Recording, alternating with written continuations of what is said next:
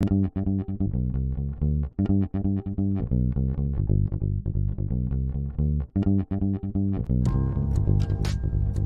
October 2019, Arlington, Texas was chosen to be the home of a new national museum, unlike any other. The National Medal of Honor Museum will be a unique home of military history.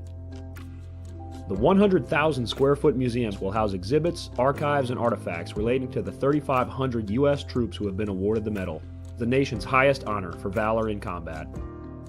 The museum will have 31,000 square feet of galleries dedicated to U.S. troops who have received the award. The museum CEO, former Navy SEAL and NASA astronaut Chris Cassidy, said the museum will focus on education as much as preservation.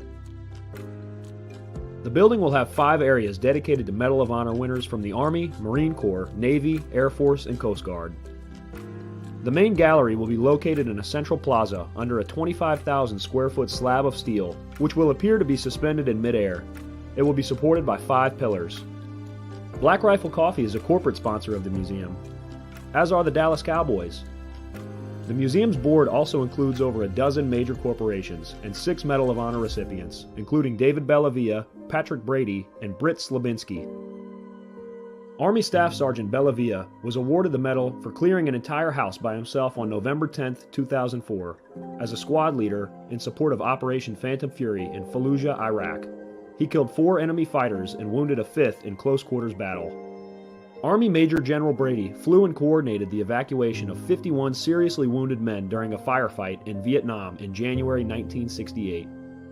Slabinski, a Navy SEAL chief and team leader, led a rescue team of SEALs during Operation Anaconda in Afghanistan in March 2002. Slabinski and his team flew to a mountaintop ambush site to rescue Petty Officer First Class Neil Roberts, who had fallen from the back of a helicopter. Slabinski led the team through almost constant combat against an entrenched Taliban force. Along with the board members, former presidents Jimmy Carter, Bill Clinton, George W. Bush, and Barack Obama serve as honorary directors. The museum is expected to open to the public in late 2024.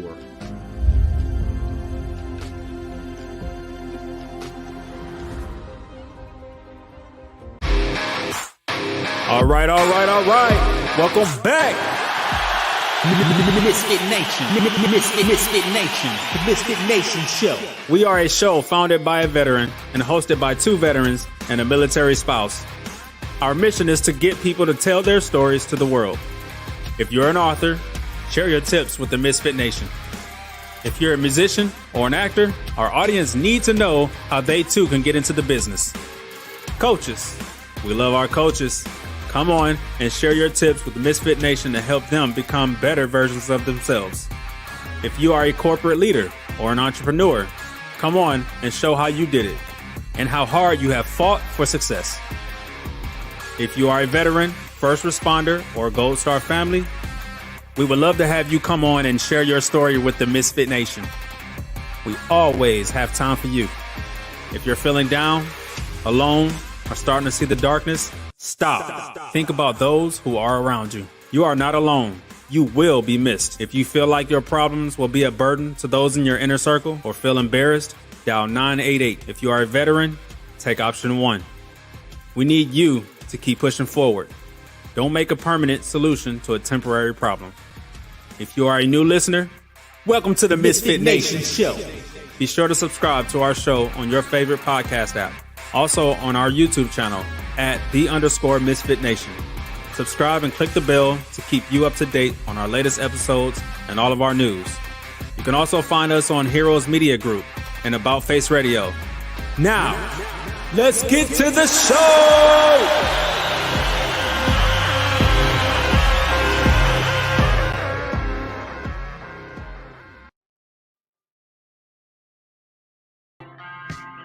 All right. Welcome to the ToosDay Crue.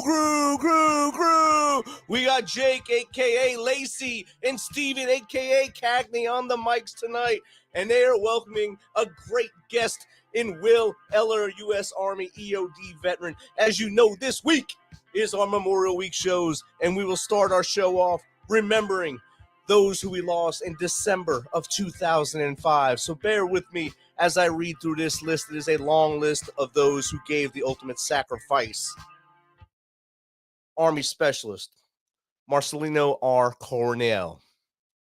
Army Sergeant First Class John C. Dostie. Army Private Jonathan R. Fender. Army Staff Sergeant Ayman A. Taha. Army PFC George A. Lutz II. Army Specialist Prince K. Tiwia. Army Specialist Aaron M. Forbes. PFC Jason D. Hassanur. Army First Sergeant Tobias C. Meister. Army Private Joshua M. Moorberg. Army Specialist Lance S. Sage. Army Specialist Dane O. Carver. Sergeant Dominic R. Coles. Chief Warrant Officer 4 Richard M. Salter. CW2 Isaiah E. Santos. Specialist Anthony O. Cardinal. Specialist Sergio Guadino. Sergeant Joseph J. Andres. Sergeant Mila L. Maravillosa. Sergeant Regina C. Real. And now, Jake and Steve will take you on. Good evening, Steve. Good evening, Jake. How are you? I am good. I can't see your lovely face, but I can hear your voice. I am Batman tonight. Hey, you got to say it like, I am Batman. I'm Batman. That's right. I'm Batman. Batman has no camera. Hey, before we get started, if you're out there listening, please hit like and subscribe and share the videos, and they'll be on YouTube forever. Now, without any further ado, I'm going to introduce our guest this evening. I've known him a couple years, since about 1995. That's a couple? That's a couple. Okay. We met on our way to Bosnia in 1995, and we've been keeping in touch ever since. Ran into each other again in Iraq, and just always kept in touch with one another. He's a great guy. I love him like a brother. And without any further ado, let's bring in Will Eller. Good evening, Will. Hey guys, how are y'all? Good. We're good, thank you. I'm wiping tears away already. Saying he loves me like a brother. We have known each other a little bit. Oh yeah, we've known each other a day or two. Well, When you hit a certain age, decades is a day or two. Is that what we're saying? Well, yeah. That's the way it works. Okay. All right. My mind thinks it was yesterday. My body says otherwise. Yeah. Right there with you. I see somebody popped up here in the chat. I would like from England, Angel, if you're listening, go ahead and click on there that you are listening from Great Britain. So we'll have a guest in Great Britain, and thank you for jumping on. All right. Will, I didn't say much about you, just that, you were an Army veteran. You're an EOD veteran. I've known you for all those years. Won't you tell everybody a little bit about yourself? All right. From South Texas, born and raised down close to Galveston, not too far. Grew up down there. Joined the Army in 53 now, 54. I joined the Army in 91, right after the beginning of the Gulf War, and jumped in, and not because I was patriotic, not because, we were going to war. Definitely not me. Basically joined the Army because I had failed at everything else. Absolute train wreck, to be honest, as a kid. But I survived it. Joined the Army because I wasn't going anywhere in a hurry, but just doing all the wrong things and living my life the way I wanted to, and joined the Army, and because I needed some discipline and needed to have a change in my life, and it was a change. It wasn't one I liked. Went in as a generator mechanic. Basically, just took whatever they had to offer at the time. Didn't really care. I was leaving. My dad was on his deathbed, so to speak. He had cancer that we knew wasn't going to go away, that they couldn't cure. So my dad had made a comment to my mom about what's that boy going to do when I'm not around to give him a job or what have you. So that was kind of the inspiration. I said, hey, I need to grow up and get with it. Went in the Army. I definitely did not grow up for several years later, but went in the Army, and I absolutely hated it. I hated it. I did not like it. I was looking forward to getting out. I was in a unit. I was a mechanic. I was in a unit in Korea, and basically, having 5 formations a day to tell you what time you're going to lunch now. Come back at 1 o'clock, and we'll have another formation to make sure everybody made it back, and then at 4 o'clock, we're having a formation, tell you what time to come to PT tomorrow that we came to for the last year, same time. And couldn't stand it. I got a compassionate when my dad did pass away and ended up in Fort Sam Houston working at Camp Bullis. And was a generator mechanic and probably one of the coolest units ever. They had a generator, but it was a civilian one. They had civilians that took care of it. But because I was on a compassionate, I was in a joint medical readiness training center for doctors and nurses to learn how to live in the field. I'd done SEER school in Korea, so I taught escape and evasion, land nav, worked the litter obstacle course, did that kind of stuff, and it was okay. It wasn't bad, but I worked for an ex-82nd guy who was by the book 100%. Made me hate the Army even more. And I was dead set on getting out, dead set on leaving the service and finding something else to do. My wife and I recently married and my wife was in the Navy. Met her in San Antonio. She worked at a personnel center there for Marines that came into the area for training, or Navy personnel that came to Fort Sam for training.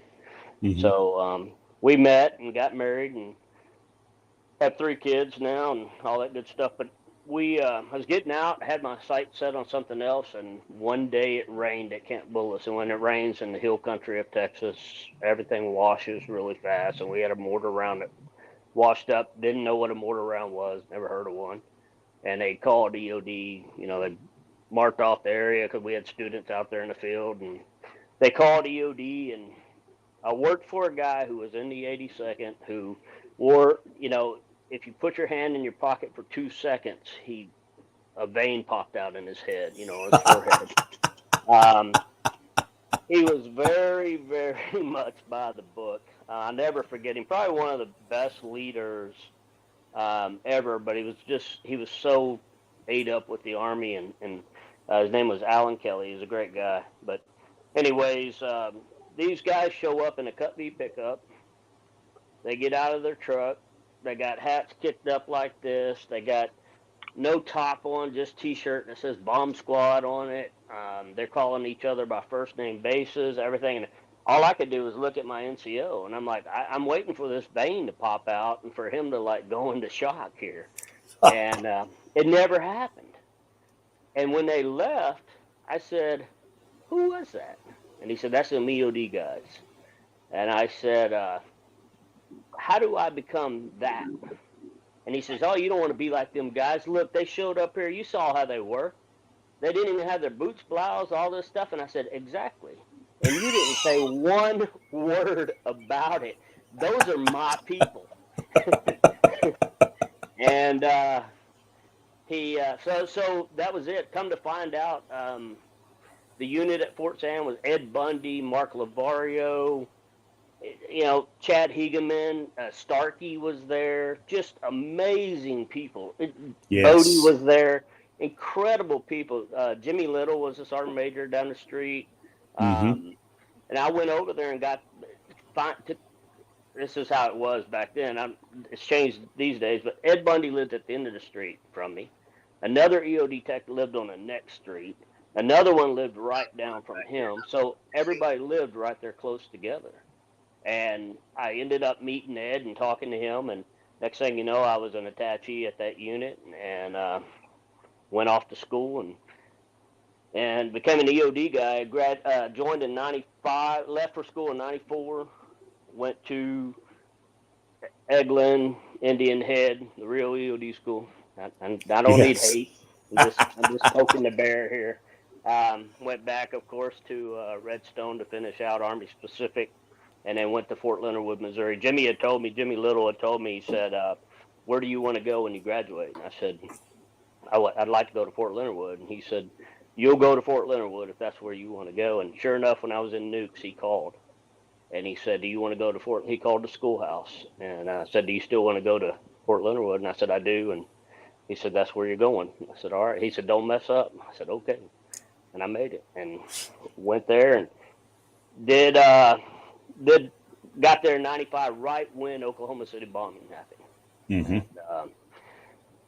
Went straight to, so I got there in March. December came along and they pulled us all into the conference room, and I'll never forget it. Pulled us in the conference room and said, hey, we're deploying. We're deploying two of you, a team leader and a team member. Of course, I was a team member at the time, and he said, you guys are going to go to Fort Sill, Oklahoma, and deploy with the 61st at the time, not 761st, and go to Bosnia. And I didn't. This is kind of the part where I show how selfish I was. My hand went straight up. Didn't call my wife. Didn't think twice about it. I just I'm an EOD tech, and I went through school, and I wanted to be tested. I wanted to deploy. My dad was a Korean War veteran.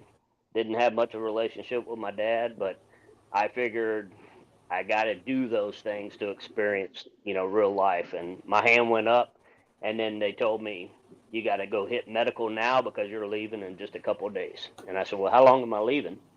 And they said, no idea. So you, at the time, you were at Shelby, I believe, right? Yeah, Jake, right? Oh, we still there? Yeah. Okay. Yeah, and Jake, you were at Shelby, I believe, and you and Oliver were getting the same exact speech from your guys to go to Bliss and deploy with those guys out there. I went home. When I called my wife, said, hey, I'm leaving. I'm going to Bosnia. And she said, when are you leaving? I said, as soon as I get done with medical, probably here in the next couple of days. And she said, how long are you going to be gone? I said, I really don't know. 6 months to a year. And she's at home with 3 little ones. And I realized at that point I may have been a little bit selfish. And that was not good for life there. Went to Fort Sill, and luckily we were held over for a little bit while we were getting gear and getting trucks prepared and all that stuff. And that my wife and my kids were able to come out and hang out with me a couple of days there in Oklahoma a few times, and then we deployed. Gone for 10 months, I believe is what it was, and came back from there with you and Tracy. Us 3 traveled back together from Bosnia. We stopped in Germany and then came on home, but got to leave a little bit earlier. That deployment was probably I was deployed with the absolute, in my mind, some of the best people in the world, but it was the most miserable deployment for me because I made a very selfish decision without discussing it with my wife. So my whole time there was pretty miserable, realizing that I had put her through that. So Yeah, I remember that. And you brought up the people that you were with. I was kind of jealous of you because of the command team that you had there. At the time, Captain Bradley, First Sergeant Lair. Oh man, It's and absolutely rock star team, rock star. I mean, I actually all the did. way. I mean, I actually did get to work for them as Major Bradley and Sergeant Major Lair when they were the commander and sergeant major at the schoolhouse, and they ran it the same way. yeah.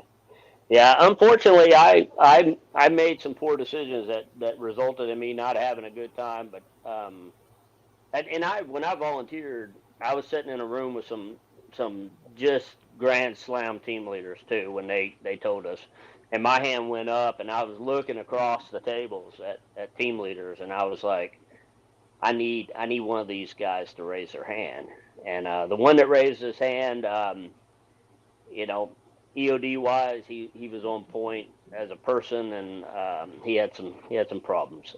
So we were not best of friends, and we had issues. And he raised his hand because I had been his team member, and it was the last hand I needed to see go up. To be honest with you, to go to a foreign country, but that's the way it goes. And we went, and I mean, from the top down, you know, Bradley, Sergeant Major Lair, Markham. We had just Keith Baker was in that unit. We had just amazing Mark Grubbs, amazing people, amazing, top-notch unit. That unit was stacked with just incredible people. And you know, I look at people in EOD, and the ones that move the peg are true heroes and legends in the game. In the job, and Steve Lair is definitely one of them. You know, Oh yeah, Mike Vining being, you know, one of the first Delta guys, Delta Force EOD guys. You know, they all, you know, those people moved the peg quite a bit, and he was, you know, people in that unit went on to move the peg, and but I had a good time. I learned a lot. yeah. You know, so. Because I think didn't Markham get the Samuel Sharp Award? That I do not know. I do not know. No. But he deserved it. Yeah. He's Markham is hard to beat. You know, and I seen Markham years later when I got out, and I'll get to that. When I got out and came back in, I was at Eglin or at Redstone, Virginia, and when I went through there, he actually invited me to come sit on an academic review board, and I sat on academic review board and got to sit there with him, and that was kind of neat. I enjoyed that, and we got to hold EOD Tech's futures in our hands. That's a little different sitting on that side of one, ain't it? Yes, sir. I never sat on the other one. Not that I was good. I don't know how I made it through EOD school. I have no clue. To this day, I don't. I had a good wife at home who believed in me, and you know, I called her so many times and told her that I didn't know how I was going to make it, and that, you know, I didn't know if I'd make it or not. And she just, you know, she encouraged me the whole time. So I did make it, but I didn't go to a board. There was a couple of times I was sweating bullets in that retest phase, but Yeah. But we started with 25. I think we ended with 7, and out of that 7, not all of those were originals. There were some that fell back in our class. But anyways, got out. When I got back from Bosnia, it wasn't long. I got out in 1998. I was a little disgruntled. Of course, my family life wasn't good because of, you know, all because of my selfishness and the way I was. Started working in the corporate world.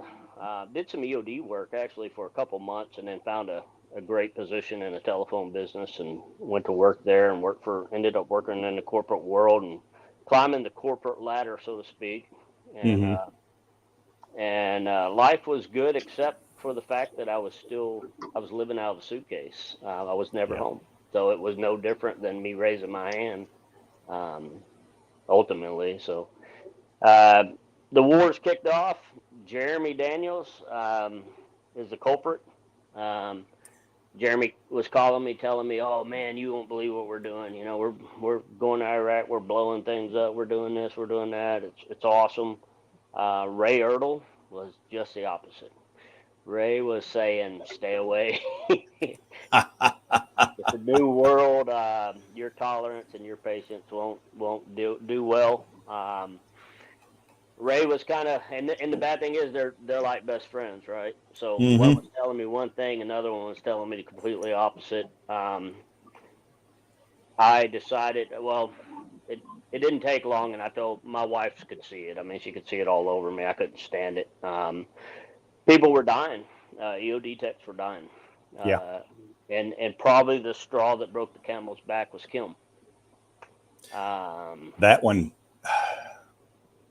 She had been my team member at Shelby right out of school. That one hit me hard. Yeah, because her and Jeremy, they graduated really close together. If not the same class, it was really, really, really close. And she went to Shelby. He came to Leonardwood. So yeah, and I think it kind of made it worse too.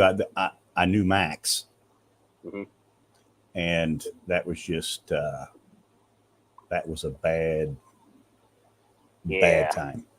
Yep, without a doubt. And so hearing that, right, and then Ray had a deal in Afghanistan where they lost a bunch of guys on a demo op.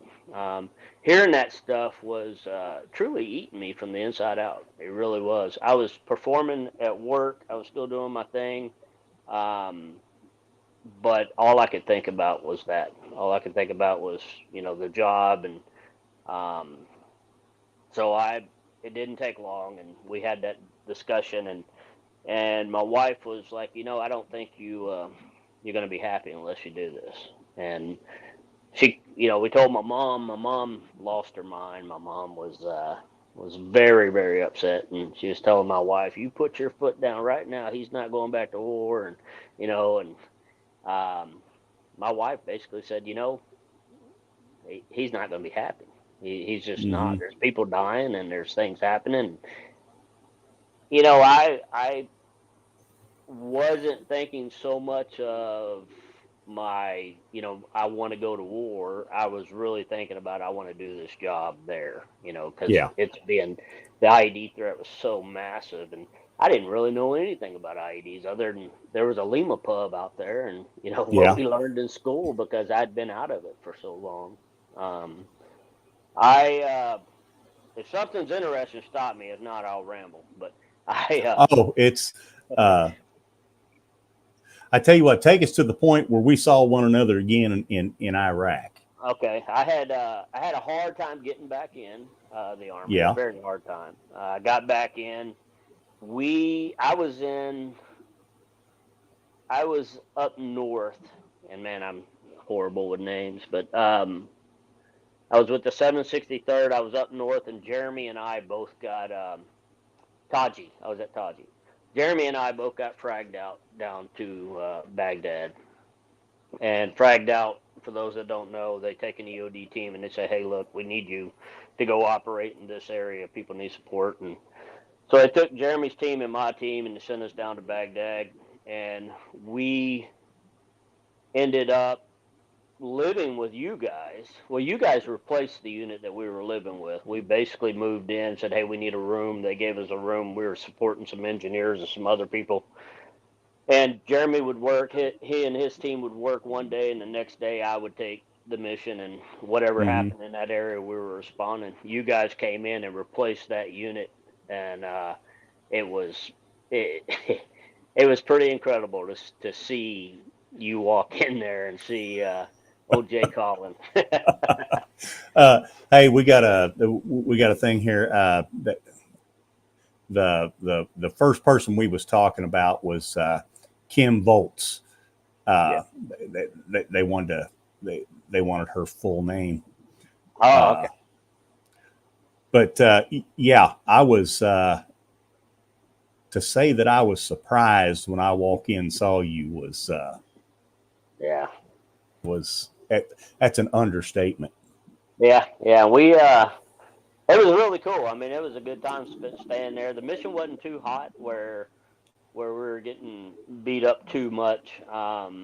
Your guys the unit you were in did a really, really, really good job sharing information, and every day y'all had a meeting and talked about missions and what y'all ran, and so we'd sit in there and pick up on what you guys were doing, and it worked out really well. We definitely hung out, definitely got to share times together and catch up, that's for sure. And you got me hooked on that stupid game on my computer on how to grow crops and farming game. That's just a way to eat up time, brother. Oh, it was. It was. Well, hey, like I told you when I called you and asked you about this, this is our Memorial Week special shows, and I know that you've got somebody that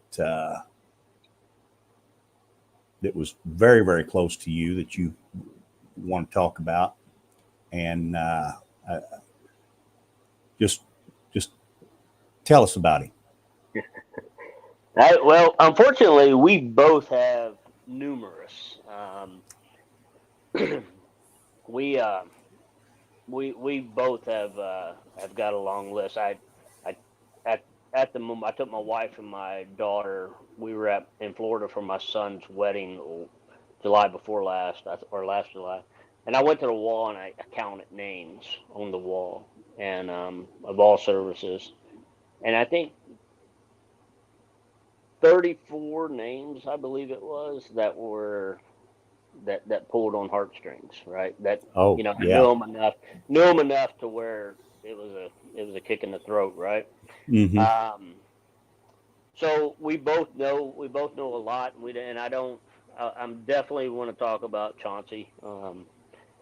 I don't want to take away from anybody else by any means. I will tell you real quick though, Gator, when we went to pre-deployment and we went to Global Anti-Terrorism Operator Readiness, or whatever it stood for down in Huntsville. When I first came back on, I went to Gator, and when they ran me on a problem as a team leader, they ran me on the scenario that Kim was killed on. Oh, and it took me. When they told me that, it took a while to run that problem.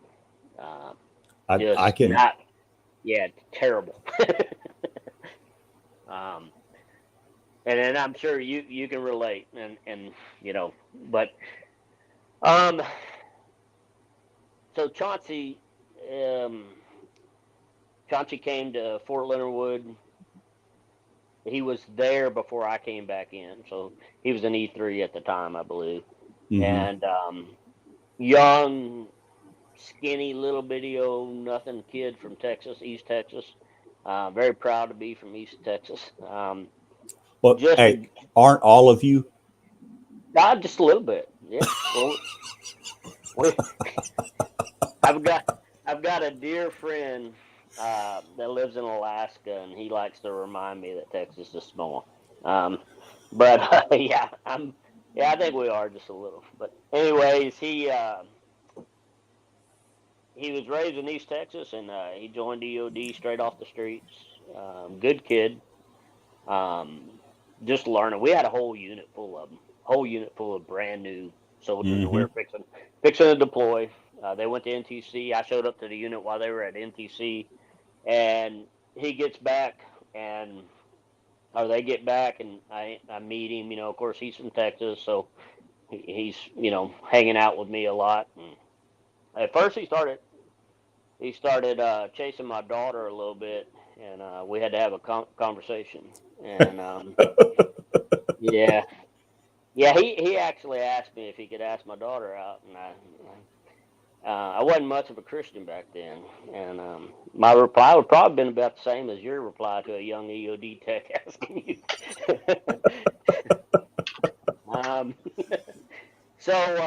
Anyways, great kid, wanted to learn. He was very smart mechanically, could work on anything, just had the mechanical skills and everything. And he was a knucklehead, young kid, E3. But we deployed, and he was not on my team. He was actually on Michael Kinney's team.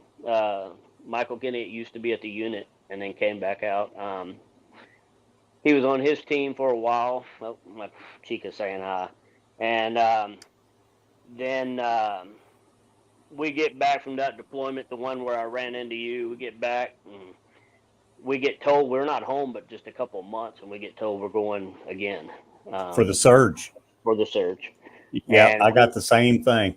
Oddly enough, they said like 8 of y'all are going to Fort Sill, Oklahoma to deploy with 761st. So it was a second time being, leaving my unit to go deploy with them. And so we went on the surge. And on the surge, he was my team member. And then I ended up being his platoon sergeant there. And nightmare of a deployment. I don't know how it was for you, but absolute nightmare. And I didn't think it was then. Now, now looking back, it was one of those where you just horrible. I mean, it really was. I can't explain to people how bad of a time that was for EOD, and where we were was 99.9% EFP attacks, and it's horrible. And he had a very, very, very weak stomach, terribly weak stomach.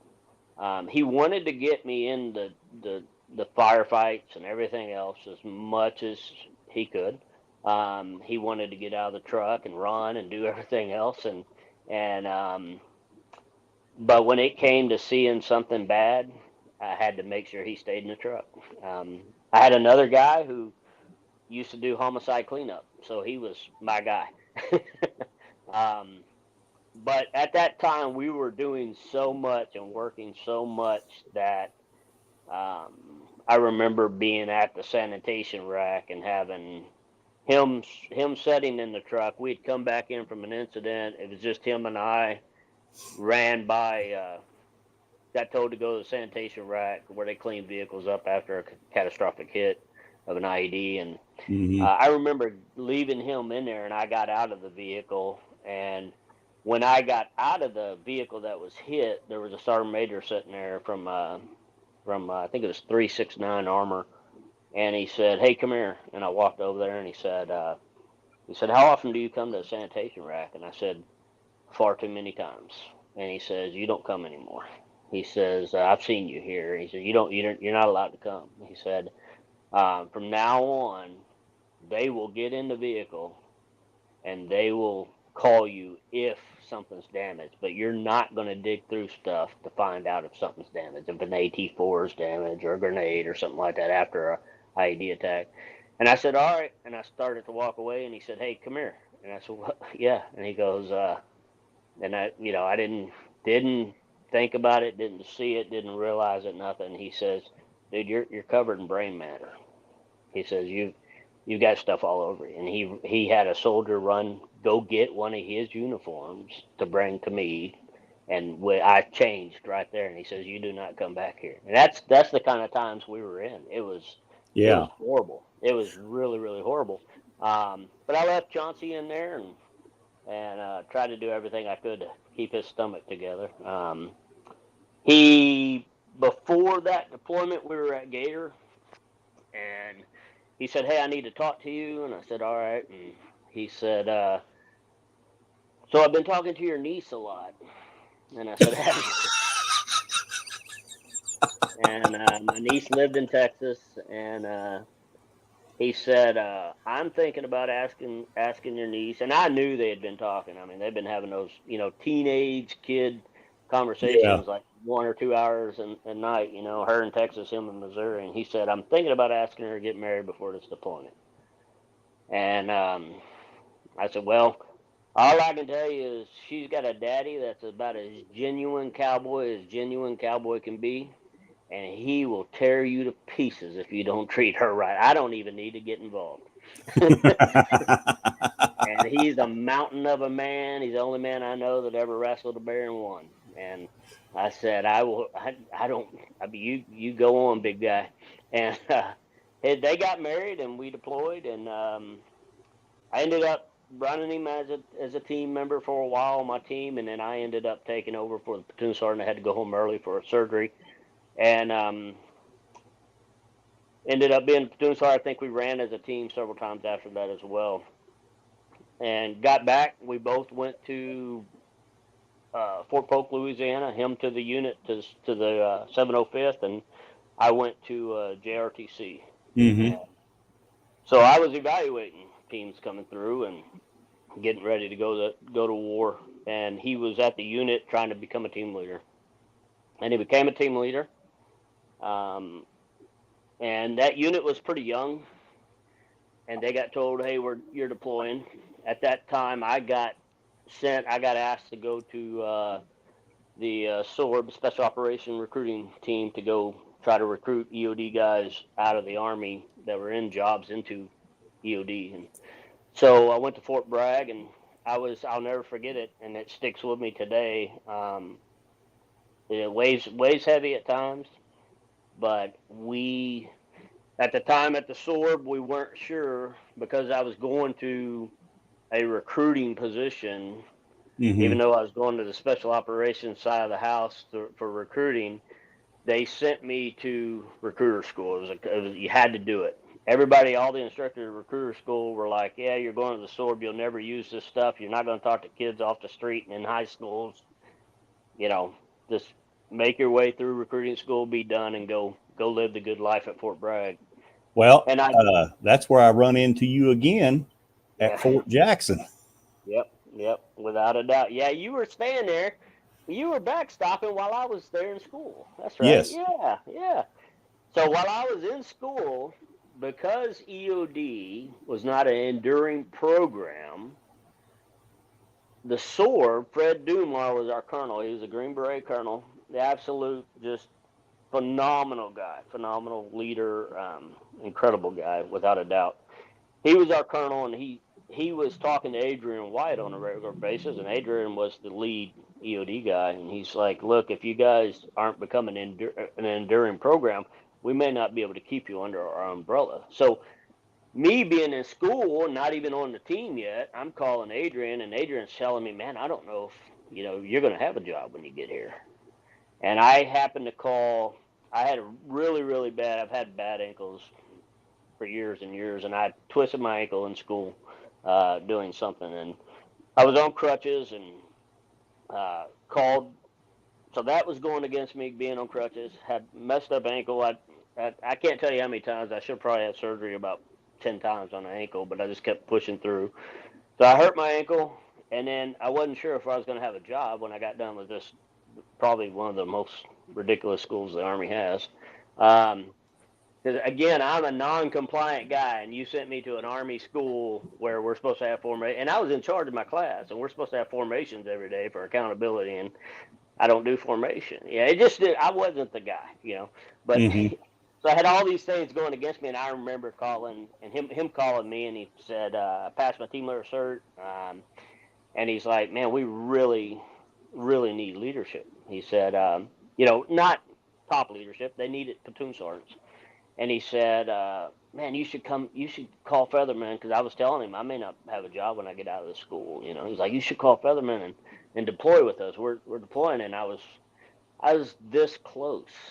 Ray White had left and came there. I think Ray had left the 21st, and went there, and he had a EFMP, exceptional family member, so he couldn't deploy. So Ray ended up having to leave. So they didn't have an E7 in that unit. And he was trying everything in the world. And I was already thinking, how am I going to call Melissa and tell Melissa, "Hey, I'm going to deploy"? But if I would have told Melissa, "I'm going to deploy with Chauncey and be a platoon sergeant," she would have said, "Go." She would have said, Yeah. "I got you. Go ahead." She wouldn't have balked. I mean, she would have cried and done the wife thing, but she would have been all for it. And I was that close. And he deployed and went to Afghanistan with his unit. And at the time, he was the senior EOD team leader. He had more time overseas, more time in combat than any other team leader they had. And I don't know. I do know the particulars and all that good stuff. But anyways, he went on a mission and it went bad. And unfortunately, he didn't make it back. So and his P2 as well.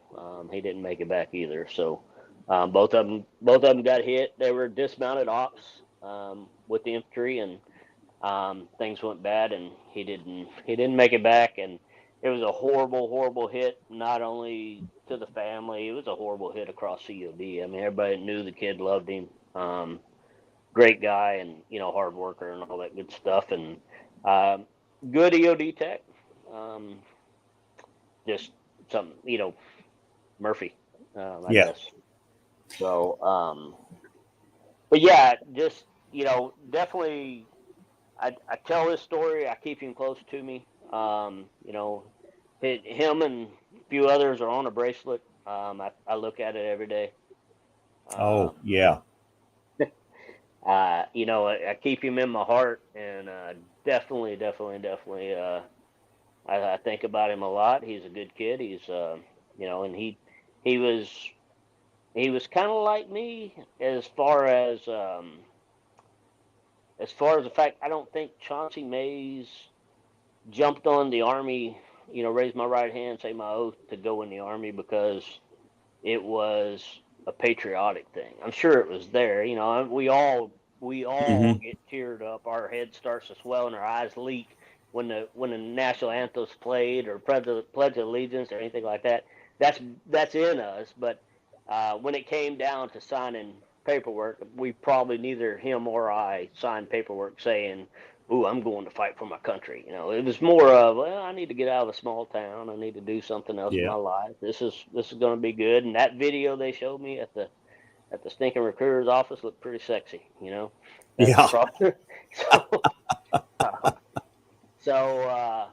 But yeah, I think about him. I don't, unfortunately, like I said at the beginning, you and I share far, far, far too many of those. And our field is full of it. And our field is very, very, very full of suicide. That's one of the things about this show. We push suicide awareness. We push, and if you're having trouble, reach out to someone. Absolutely. That's how come I want to get somebody from After the Long Walk on here to talk sometime and talk about that a bit. I think in 2019, I deployed a unit, myself and Josh Tucker. We deployed to Afghanistan and took, I think 25 of us total, went to Afghanistan to Kandahar. And during that time, I had to write a white paper. I think it's 2017. I had to write a white paper for Chief of Staff. I think all senior EOD leadership had to do that. Where we had to write a white paper that was going to Army Chief of Staff and then on to the President on why we thought the suicide rate was so high. And writing that then, I really didn't. Only thing I could contribute it to was op tempo, right?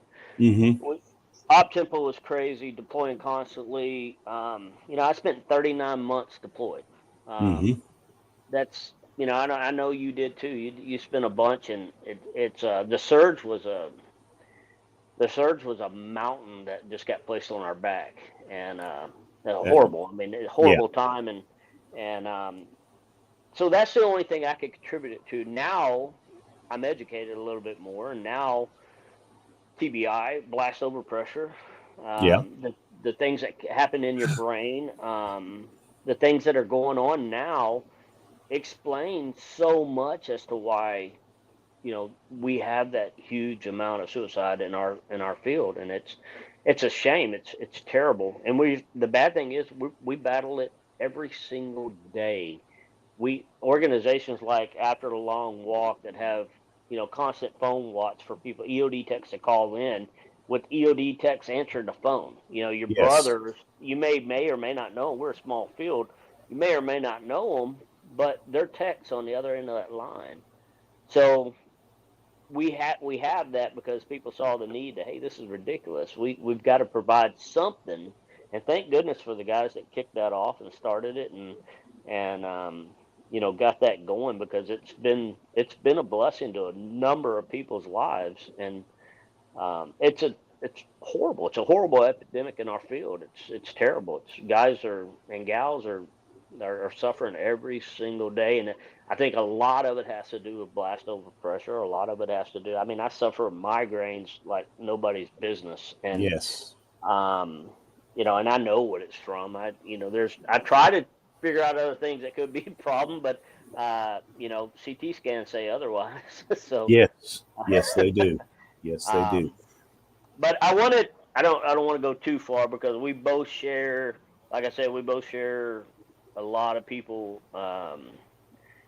and to the point where it truly takes the wind out of us. And we can sit here and name names forever, but one that we share that we truly both know and knew and loved, and you know, both considered top of the food chain in our field and as a person, was the guy who. Yeah. That's literally the shirt off his back. And I got to say one thing. He had a motto.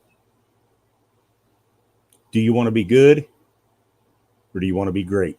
Yeah. And Yeah. I got a great dog. She knows when I'm hurting. And that's probably the reason they named the building over at the 184th after him. So yeah. Here's to Jason T. McMahon. Yeah. I don't have a beer, but I got Master Blaster coffee, so it seemed Hey, appropriate. that stuff is amazing. Yeah. Steve's a good guy. He's a good guy. He's a good entrepreneur. So Steve was one of my students when I was instructing at EOD school. yeah. But Jason and his unit, I was at JRTC as an OC when they came through, and he was commander, and absolute rock star, just off the charts as far as a commander. And we truly had a great time there together. And he when he was leaving, I asked for a shirt. I said, do you guys have any extra shirts and to sell? And he took his shirt off and said, hey man, you can have this one, I don't have any more. And he threw it to me, and this shirt is been in my drawer, and it will remain in my drawer probably till the day I go. And I look at it. He's on my bracelet as well. Jason was a top-notch dude. You know, I never served with him. Never was in a unit. I know you did, and I when it comes to respect, and I mean, look at the situation. Jason died in a firefight he was an officer. He died in a firefight with soldiers. Yes. And he died on the battlefield in a firefight with not only EOD guys, but other guys. And he was there doing everything he can to make sure that people got out. And he just phenomenal guy, without a doubt. And definitely missed and cherished, and will always be in the heart for sure. Yeah. Now we got another question here from Kendall. The numbers we lose come from various career fields and backgrounds. Do you think that adrenaline loss could be some of the issue? I will say this. I think post-military on EOD guys, I don't know about everybody else. I think when everything does slow down and that op tempo changes, and I'm here to tell you this was me, without a doubt. When I decided to get out before retired with 22 years. When I was going through the process of retiring, the only thing I could think about was, what in the world am I going to do? Oh. That's going to satisfy what I was doing. Mm-hmm. What am I going to do that's going to fill that void? So I think that if you're speaking on adrenaline, as far as op tempo being so high for so many years, and then you dump when you retire, you get out of that job. I think that has a lot, because it took its toll on me really, really bad. It and I don't and I had a really rough time because the VA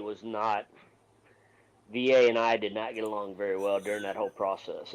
I was literally the poster child for the VA not caring and Yeah. and doing things wrong, to the point where I walked out of a building with my wife one day, and I was so infuriated because we had just proven a man wrong who was telling me I was a liar, and my wife caught it, Mm-hmm.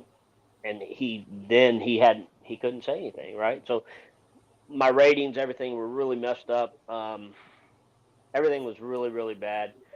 And I walked out of there and I told my wife, I said, if you were not here with me right now, my truck would go through the front of that building. I would hit his office, and that was horrible, a horrible thing to say, but that's how mad I was, and that was building from this anticipation of, what in the world am I going to do? I can't shoot Yep. at people no more. You can't shoot at people. You can't blow stuff up. You can't. I mean, you can do that stuff, but it's not very good when you're a civilian. It's not going to work out well. You can see that come up across the screen. Our founder here was escorted out of the mental health area and asked not to come back. Yeah, we have a very broken system, and I hate to complain about something when I'm not the solution, and I'm not the guy to be the solution. I'm not. But to answer the question, I think the adrenaline deal, I think suicide, I think it comes from that. I think the main thing that our field experiences is we can get on a full force, and look at us now. I'll get back to it, but look where we've come, Jake. We went from nobody in the Army knowing who we were. I mean, do you remember the stories you used to tell people about your EOD badge on your uniform? Mm-hmm. When people would say, "What is that?" We'd say, "In-flight missile repair." And Yeah. just stupid thing, and people would look at you like, "What?" And but Space shuttle door gunner. yeah, nobody knew who we were, and then we go to war, and people know who we are, and then of course, but when we got into the war part of our careers, it was so fast paced. Yes. And when you weren't in that fast paced atmosphere, that's when things, you had this build up. A lady told me one time, a psychiatrist told me, she said, you got to think of it as your closet in your house. Yes. You can throw stuff in there all day, and you can always fit something else in that closet. But one day when you open it, it's all going to come out. Well, when we're not running, we're not running 9 incidents a day in overseas for, 6, 8, 10, 12, 15 months at a time, that stuff starts coming out. That closet door opens and that stuff comes out. And I think that's a big thing. And then you put TBI on top of that, you put those things on there, and man, it's to this day, we're still losing people to suicide, and it's horrible. So absolutely horrible. It is. So we went from nobody knowing who we are, and look at the people who's moved the needle in our field to where now we're with every SF group out there. Every Green Beret group out there has EOD. Rangers have EOD. Everybody's got it. We've went into the special operations side, and we're doing so many different things. So that op tempo level at those guys, if you support it soft on a deployment, the op tempo was crazy.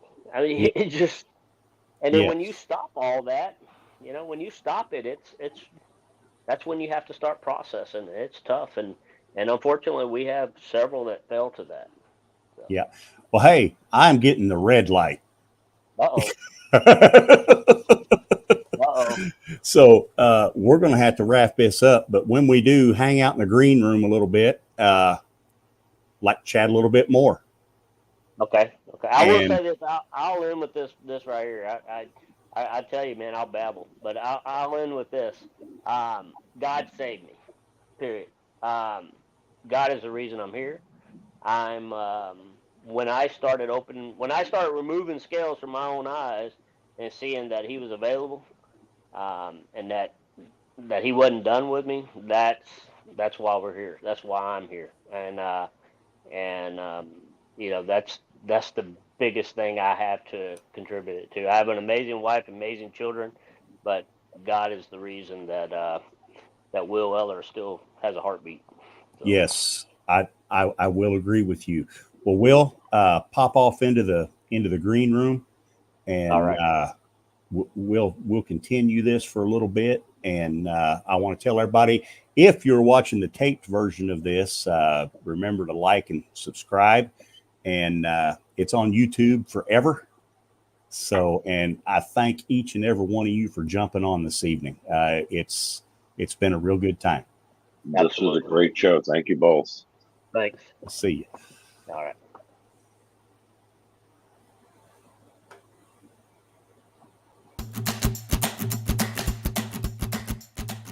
This message is from the U.S. Department of Veterans Affairs. Did you serve in the military? If so, you can obtain a free lifetime pass to more than 2,000 federal recreation sites. These sites are located across more than 400 million acres of public lands, including national parks, wildlife refuges, and forests. The lands host activities to fit any lifestyle: hiking, biking, fishing, camping, and much more. Gold Star families are also eligible for these free lifetime passes. Plus, they cover entrance fees for a driver and all passengers in a car, or up to 3 additional adults at sites that charge per person. Obtaining one is easy. Just go to the National Park Service website, nps.gov, or the National Park Service app.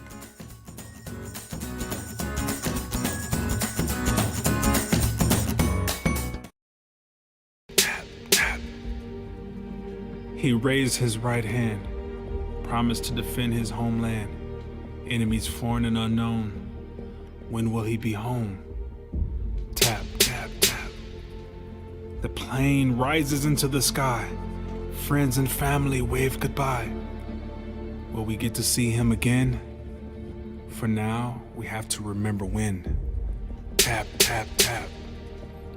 Weeks go by, and he's maturing fast. Gunshots and roadside blasts. Head is on a swivel, trying not to be next. Doing everything he can, risking his neck. Tap, tap, tap. One friend, 2 friends, and another one lost. He definitely knows the cost. A raid is coming, getting ready. Weapon is clean and he is steady. Tap, tap, tap. It's go time, patrol moves out. Some head west, he has no doubts. His thoughts are on the mission, no time for fantasy or wishing. Tap, tap, tap. 4-man stack at each door. Adrenaline pumps, time for war. Kick it in, shots ring out. A flash, a bang, and lights go out. Tap, tap, tap. His brothers do what they are trained for. Evacuate to a helicopter that flies north. They hope for a good outcome. Stay focused on the job to be done. Tap, tap, tap.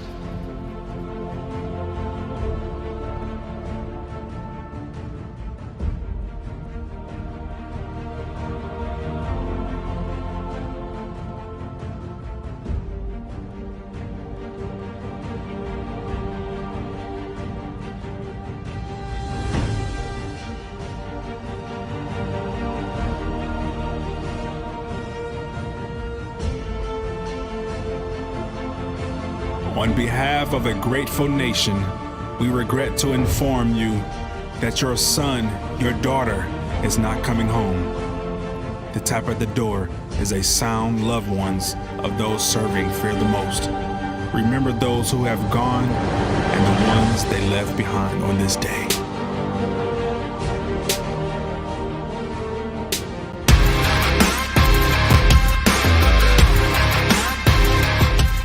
Thanks for checking us out and being a part of the Misfit Nation show. Don't forget to visit our website at themisfitnation.com. That's themisfitnation.com. Check out all our past episodes and get some of the great Misfit Nation gear for you and your family. As always, be humble, stay hungry, and keep hustling because we are Misfit Nation. Misfit Nation.